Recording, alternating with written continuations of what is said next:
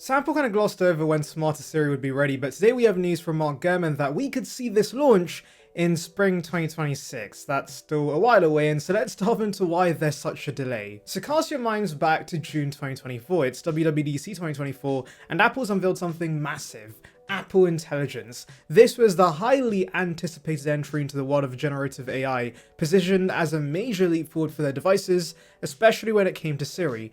Apple Intelligence promised to give Siri the smarts it has sorely lacked for over decades. The idea was to make Siri capable of understanding personal context, being aware of what's on your screen, and integrating deeply with apps to carry out more complex activities. You could say things like send the file I was working on yesterday to my boss, or summarize this article and text it to Sam, and Siri would know exactly what to do. It was ambitious, but would be game-changing for the iPhone, and considering Siri was the frontrunner for personal assistants on mobile devices, it would be nice if Apple caught up with the competition again. Initially, Apple planned to roll this out with iOS 18.4 in early 2025. The iPhone 16 was even marketed around Apple Intelligence, showing off futuristic demos and capabilities that weren't yet available but were coming soon. Yeah, this low-key felt like vaporware, and many considered upgrading for these features, but fast forward to March 2025, and Apple announced a massive delay.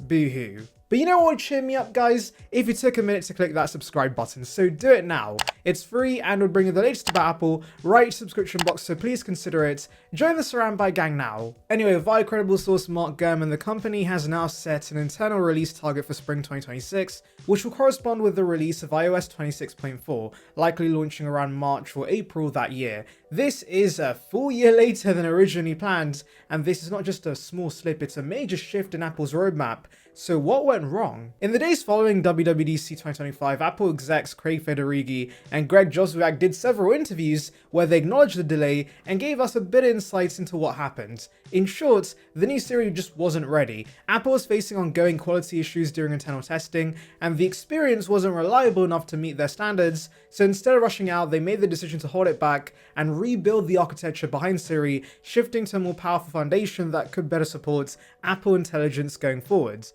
This change in architecture is a massive deal. It means Apple is overhauling the very core of how Siri works, not just adding new features on top of the existing system. That's not a quick fix. It's like tearing down a house and rebuilding it with a stronger foundation. The good news, if they get it right, the new Siri could finally live up to its potential. The bad news, it's going to take time, and users are being asked to wait again for a smarter Siri that actually delivers. Meanwhile, the competition is getting better and better. Whilst Apple is delaying, companies like OpenAI and Google are pushing ahead fast with AI assistants that can write, summarize, plan, and interact with apps, often in real time. I'm sure many of you guys use these services. I use ChatGPT quite a lot, and Apple even relies on ChatGPT for some of the Siri features right now. And yeah, to be honest, I think Apple focusing on everything running locally is their biggest issue. They do have cloud compute where more complex jobs are taken to the clouds, but I think it's time they rely more on those cloud servers. I know Apple wants to keep everything in-house because they care about privacy, but privacy is kind of a myth in my opinion. Apple just wants to create this idea that you're safe and secure, and yes, Apple may have privacy advantages over the competition, but it doesn't stop people from using ChatGPT instead. People just want a reliable service that does the job, and so even if there's a compromise with privacy, they should be more reliant on those powerful cloud servers in my opinion. But Apple's delay isn't just frustrating internal engineers, it's also affecting real users, and not in a small way. Many consumers who bought the iPhone 16 did so because Apple showcased those new Siri features, but none of those features were actually available at launch. Then in March, Apple dropped the news that users would have to wait another year, possibly two, before they could actually use what was promised. That's led to a wave of backlash from consumers, including several class action lawsuits accusing Apple of false marketing. The criticism? That Apple heavily marketed features that did not exist yet, using slick videos and demos that gave people the impression they were buying to something that was around the corner, not something that I'd be waiting over 18 months to get. And honestly, Apple did break the trust they had with consumers. As I'd said, it did feel like vaporware, even if Craig claims that everything they showed was working internally at one point. And so as a result, Apple's now being very cautious. At WWDC 2025, the company avoided promising any future features that weren't already ready to ship. Almost everything announced was immediately available in the first developer beta. That's a big change from their usual coming this fall, coming next year style. Clearly, the Siri delay has taught Apple a lesson about overpromising in the AI space. So what exactly are we waiting for? Let's break down the core features of personalized Siri, the centerpiece of Apple Intelligence. First, we have personal context awareness.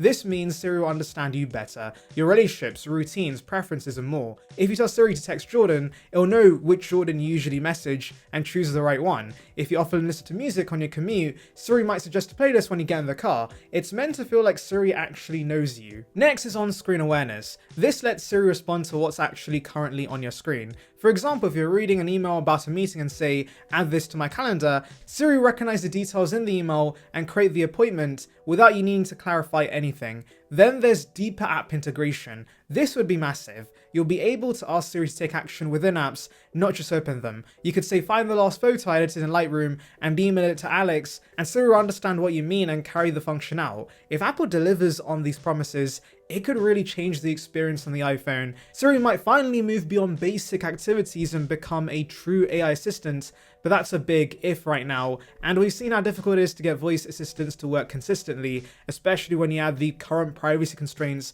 and on-device processing to the mix, which is why I still think Apple should become more reliant on cloud servers. Anyways, there's still some hope that Apple might preview these new features sooner than 2026. According to Gurman, if internal development goes well over the next few months, Apple might demo personalized Siri features during the iPhone 17 launch this fall. That wouldn't mean the features are launching right away, but it would give users something to look forward to and help rebuild excitement after a year delays. But Apple hasn't committed to that yet. After the backlash, they're being extremely cautious, as I said, about setting expectations, which makes sense. Another delay would only worsen the situation, both in terms of public trust and of course legally. So where does that leave us? Well, I'm glad Apple's no longer making any promises and is just cracking down on fixing Siri right now. Ideally, they shouldn't have promised us anything in the first place and shouldn't have made us wait so long, but that's in the past now. I just hope Gurman's timeline of a spring 2026 release ends up being true, because I really want to play around with this much better Siri, and it's weird that Apple's so far behind the competition despite usually offering the most cutting edge technology. I mean, this is a company that revolutionized a smartphone, so for them to struggle to make Siri smarter when ChatGPT rapidly gets better is surprising, but we shall hope for the best, guys. I mean, the best thing Apple can do right now with Apple Intelligence is just mix two emojis together, wow, and also create some very creepy images, but that's about it. They are very far behind, and we have a long way to go. Ultimately, Apple's playing the long game, and if they get it right, Siri in 2026 could mark a turning point, not just for Apple, but for how we interact with our devices on a daily basis. Whether or not they can pull it off and whether users are still willing to wait remains to be seen. Anyway, let me know your thoughts in the comments, make sure to like and subscribe for more content like this, and thank you for watching.